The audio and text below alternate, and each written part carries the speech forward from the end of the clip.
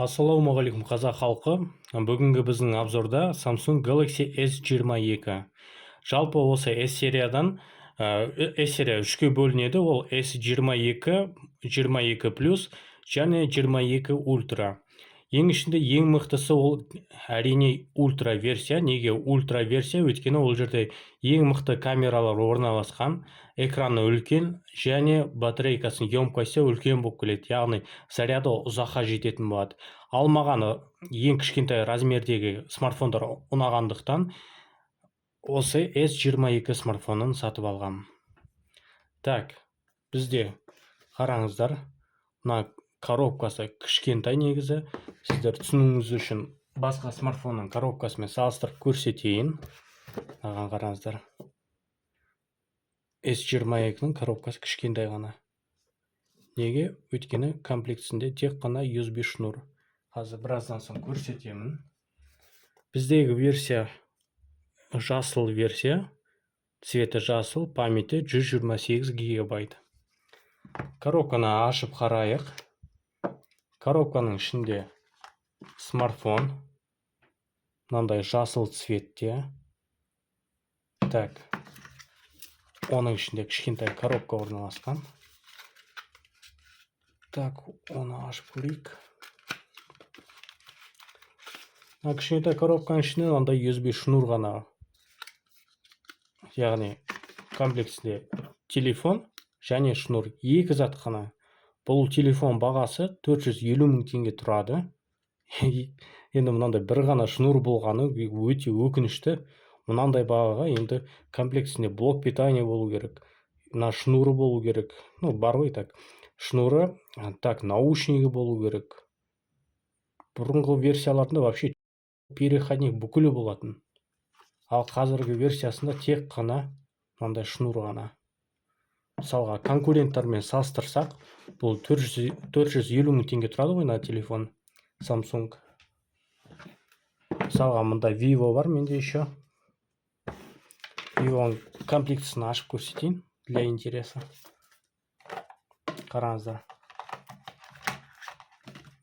Комплектісінде чехолы бар, блок питания бар, наушнигі бар, USB шнуры бар. Мына жерде переходник бар. Бұл телефон 250 мың теңге тұрады. Ана Samsung S22 450 мың теңге тұрады. Енді масқара енді. Так, айтпақшы, осы смартфон туралы видео обзор түсірген болатынмын қазақ тілінде. Ол ссылкасы мына экранның оң жақ жоғарысында болады. Потом көрсеңіздер болады сол видеоны. Так, мынаны алып тастайын.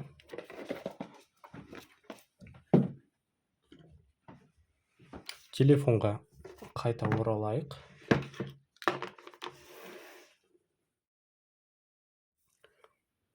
Түріне осындай жасыл цветте, қою жасыл. Так, мына шеті, рамкасы металдан жасалынған. Прям қолға приятное ощущение береді. Арты мынау пластмасса емес, бұл противоударное стекло. Алдыда артыда стекло. Атауы Corning Gorilla Glass Victus Plus деген версия, ол деген сөз. Енді бір жерге байқама ұрып алып, неғып алсаңыздар, соғып алсаңыздар, телефонның экраны еліна арты сына қоймайды, царапина ала бермейді. Сосын қараңыздар, камерасы алда жоғарға жылжып тұрады. Сондықтан сразу чехол киіп алғандарыңыз дұрыс болады. Так, оң жағында телефонның дыбысты көбейтіп азайтатын кнопкасы бар. Оның астында кнопка включения дейді ғой, телефонды сөндіріп қосатын кнопкасы. Астында бізде, так, мына жерде сим-карта салатын жері. Айтпақшы, бұл жерде флешка салынбайды, сразу айтайын, 2 сим-карта ғана салынады. То есть, сим-карта салатын жері, мына жерде микрофон, астында зарядка тағатын жері Type-C және динамикасы орналасқан. Сол жағында түк ештеңе жоқ. Жоғарысында, так, фокусировка қазір. Так, видео курс. Міне жоғарысында екінші микрофоны орналасқан. Байқасаңыздар, бұл жерде де антеннасы көп. Міне сол жақта 3 антеннасы бар. Жоғарыда 1 антеннасы, оң жақта антеннасы жоқ екен. Астында 2 антеннасы бар. Неге? Өйткені бұл телефон тоже 5G интернетті поддерживать етеді. Сосын ана жолы айтқанымдай, былай ойын ойнаған кезде осылай ұстап ойын ойнасаңыздар, жоғарысынан астынан 4G 5G интернет жақсы ұстап тұру үшін осылай жасалған. Так, телефонды қоса салайын. Қазір қосыла берсін. Так, мына жерде мынандай Type-C-дан Type-C-ға. Сондықтан телефонды зарядтағыңыз келсе, сіздер жаңадан блок питания сатып алуларыңыз керек болады. Өйткені мысалға сізде мынандай ескі блок питания болса, ол жерде радио USB, а мында Type-C, то есть сіз ешқалай тыға алмайсыз мына жерге. Сондықтан обязательно жаңа зарядка сатып алу керек, блок питания.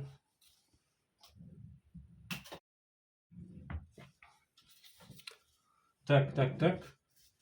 Мен де айтпақшы, мен мынандай блок питания сатып алдым.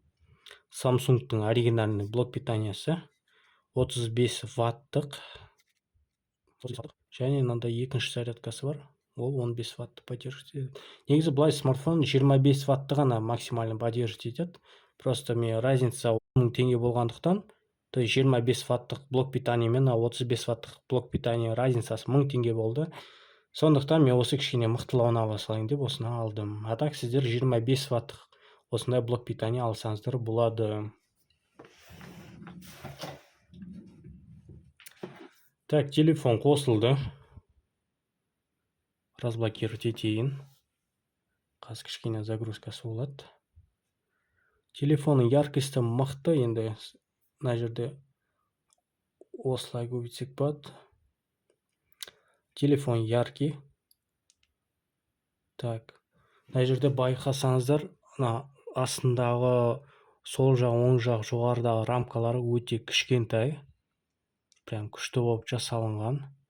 Жоғарыда мынандай несі бар. Камерасы, алдың камерасы тоже кішкентай жасалынған. Так, бұл жерде қараңыздар, бұл жерде экран, AMOLED экран орналасқан, Full HD+, және 120 Гц поддерживать етеді. 120 Гц деген сөз, ол телефон плавно жұмыс істейді деген сөз. Оны сіздер мына настройкаға кіресіздер, қосу үшін дисплей, плавность деген кіресіздер, адаптивная деген таңдайсыздар. 120 Гц. Вот мына жерде көрсетілген разницасы. Қазір. Так. Адаптивная.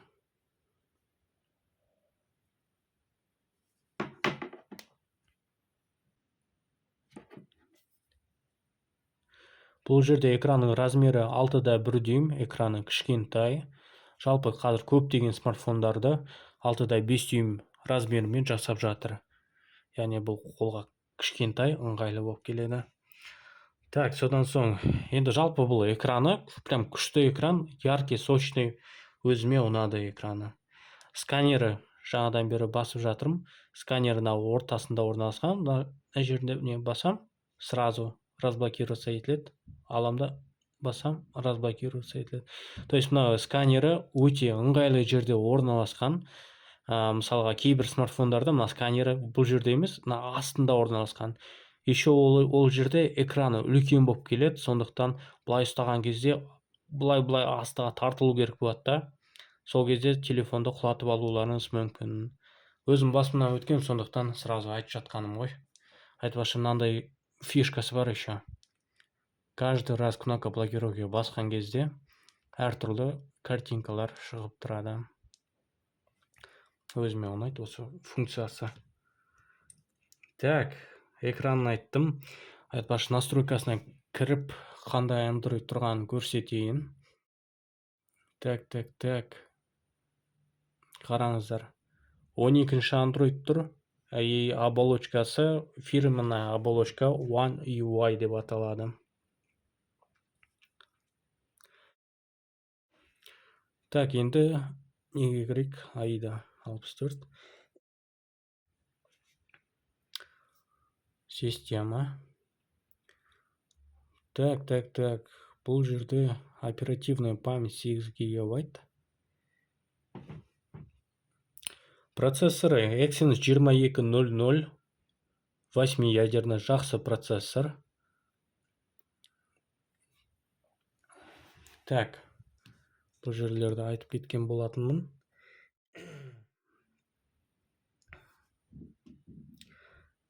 Екі мың 800 ГГц болады. Бұның экраны қанша саусақты сезетінді көрсете кетейін. Так, окей. Бір уақытта. Так, 2, 3, 4, 5. 10 саусақты поддерживать етеді. Енді қымбат телефон болғандықтан по-любому поддерживать етеді. Так, бұл жерде еще NFC бар. Онда көрсете салайын. Так, мінекей галочка шықты.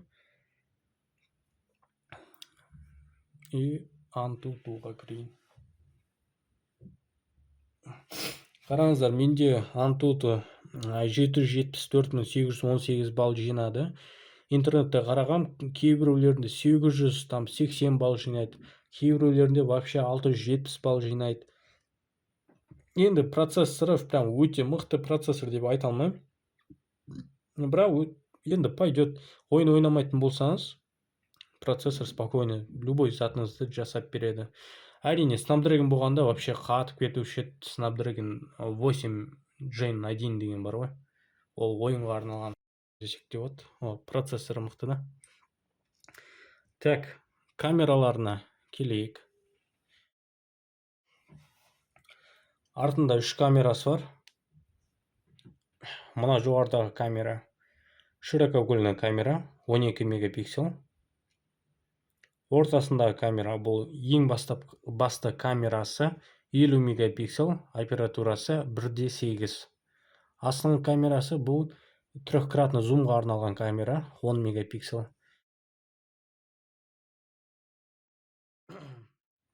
Қараңыздар, мінекей широкоугольная камера, основная камера және трехкратный зум 10 мегапиксельдік камера. Мынандай фотоға түсіре салайық. Так.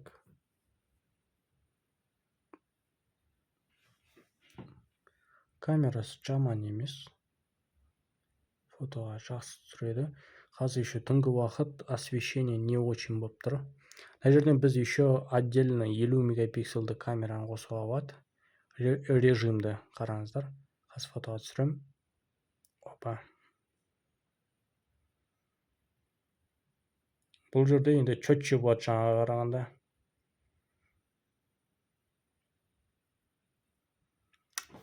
Так. Видеоның качествосы бізде мына жерде әртүрлі таңдауға болады. Қараңыздар. Максимально 8К 24 кадр болады. Енді ондай неде снимать етсеңіз, ондай качество снимать етсеңіз, видеоның памяти өте көп орындалады, сондықтан көп кісі Full HD 30 кадр, 60 кадрмен видеоға түсіреді. Видеоның качествосы прям жақсы, стабилизация бүкілі бар. Стабилизация қосу үшін мына жердегі кнопканы басамыз. Содан соң бетіп қаратқан кезде прям күшті качествода түсіреді. Так, оның алдында түсірген фотоларым бар. Соны көрсете кетейін. Так.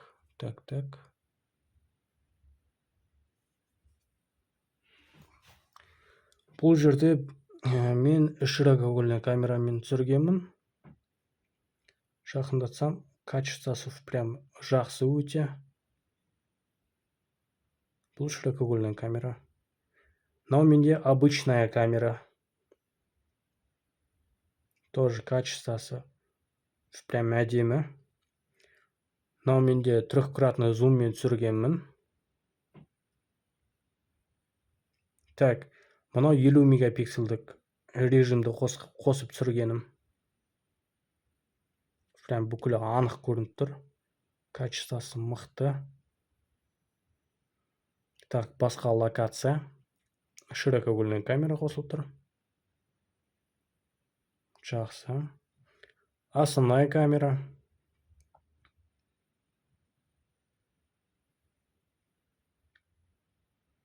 Трехкратный зум.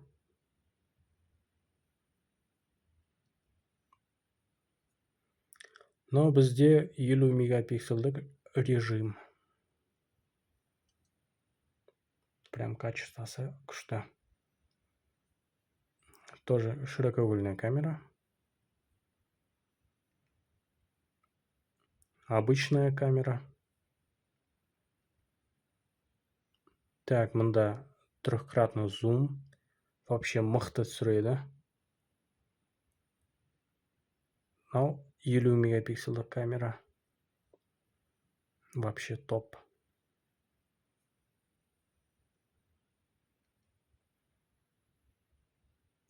Обычная камера. Трехкратный зум. Так, бұл бізде 50 мегапиксельдік режим. Сосын мынада видео түсірдім сіздерге. Қазір мен жүріп бара жатырмын. Стабилизация вроде жұмыс істеп тұр. Барлығы плавно. Қазір широкоугольный камераны қосам. Тоже Full HD 60 кадр в секунд. Так. Я видеоны пауза қоспай. Бұл жерде мен стабилизация қосам деп ұмытып кеткен болатынмын. Бірақ сонда да прям күшті қылып түсірді. Ырзамын енді телефонға. Так, камерасын айттым. Айтылмаған ол батарейкасы. Бұл жерде батарейка 3700 миллиампер орналасқан. Ол Android үшін өте аз болып келеді, ашығын айтқанда. Бірақ егер сіздер ойын ойнамай, фильм көрмей қолдансаңыз, бір күнге шыдай алады. Батарейканы осыншалықты аз қойған себебі, өйткені бұл телефонды кішкентай қылып жасау керек болды да размерін. Сондықтан амалсыздан осындай 3700 қойды деп ойлаймын. Өзімнің ойым ғой. Бұл телефон быстро зарядкадан басқа 25 ваттық бағана айттым ғой, 25 ваттық блок питаниені поддерживать етеді. Одан басқа бұл беспроводная зарядканы тоже поддерживать етеді. Яғни бір беспроводная зарядканы сатып алсаңыздар, мысалға мына коробка беспроводная зарядка деп ойлайық. Бүйтіп аласыздар да, бүйтіп қоя салған кезде телефон автоматически зарядталатын болады. Одан басқа бұл жерде реверсивная зарядка деген бар. Функция бар сондай. Ол деген сөз, мына телефонмен сіздер басқа смартфондарды, басқа мысалға умные часы дейді ғой. Сол умные часы, наушники, беспроводные соларды зарядтасаңыздар болады. Звугына келетін болсақ, бұл жерде динамикасы стереодинамики, яғни музыка, видео көрген кезде, музыка тыңдаған кезде звугына астынан шығады және жоғарыдан шығады. Звучаниесі прям жақсы. Мысалға музыка қоя салайын.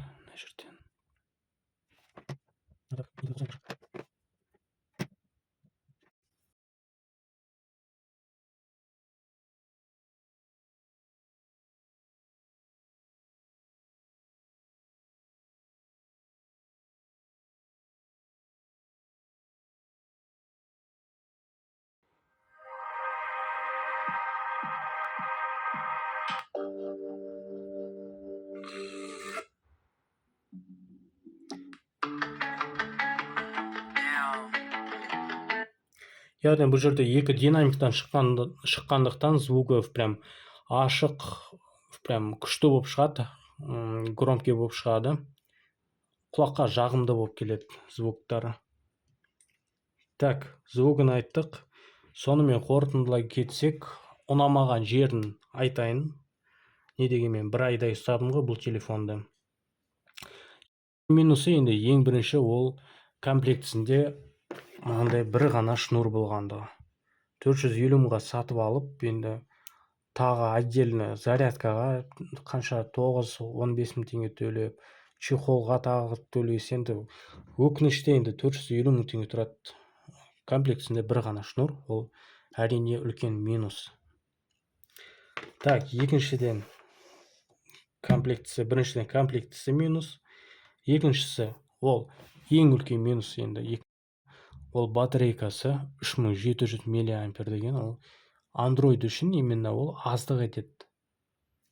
Өте аз енді. Бір жерлерде ұзақ жүріп қалсаңыз, обязательно зарядтау керек болады. Сондықтан сразу powerbank алып алыңыздар заранее, ұзақ жолға шығатын болсаңыз. Так, зарядкасы ұнамады, батарейкасы. Сосын кейбір кісілерге флешкасы минус болып келеді ғой. Мысалы, мұнда 2 сим карта салынады, флешка салынбайды деп айттым. Сол флешка салынбағаны кейбір кісілерге үлкен минус, сондықтан соны тоже айта кетейін. И тағы бір минусы ол процессоры Exynos, Snapdragon емес. Яғни, егер ойын ойнайтын болсаңыздар, PUBG, басқа ойындарды максималды настройкада ойнайтын болсаңыздар, лучше басқа смартфон алғандарыңыз жөн болады.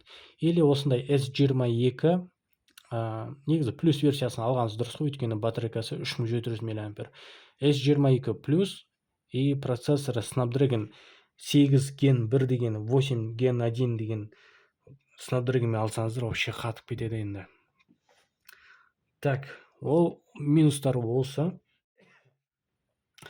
Ал плюстары ол ең бірінші, ол енді размері экран кішкентай, телефон өзі кішкентай, қолға ыңғайлы болып келеді. Плюсы экраны сочный, яркий, прям яркий. Бұндай яркий, бұндай прям жарық қылып көрсететін телефонды көрмедім енді мен. Мына жерде еще тағы көбейтсеңіздер болады, настройка кіресіздер. Дисплей деген, мысалы, ақ болып тұр ғой, максимальная яркостьта тұр. Мына жерге галочка қойсаңыз, одан да яркий болады. Мен қазір өшіремін, ол галочканы алып тастаймын. Сіздерге байқамай тұрған шығар. Прям мынаны қосқан кезде прям жарық болады да. Так, экраны. Плюс камералары бұларда өте жақсы камералар орналасқан. Ночная съемка бүкіл прям күшті түсіреді. Динамикасы EQ прям қатты шығады. Звугі да таза шығады, құлаққа жағымды. Так, дизайны жақсы, дизайны. Прям бағаты көрінеді деймін бе, әдемі көрінеді. Ешқандай көзге жаман түсетін жерлері жоқ. Качествосы прям жақсы. Егер де сіздерге видео ұнаса, обязательно каналға тіркеліп, лайк басаңыздар. Сол арқылы мені мотивировать ететін боласыздар. Яғни, болашақта басқа смартфондар туралы видео түсіретін боламын. Ал жақсы, сау, саламат болыңыздар.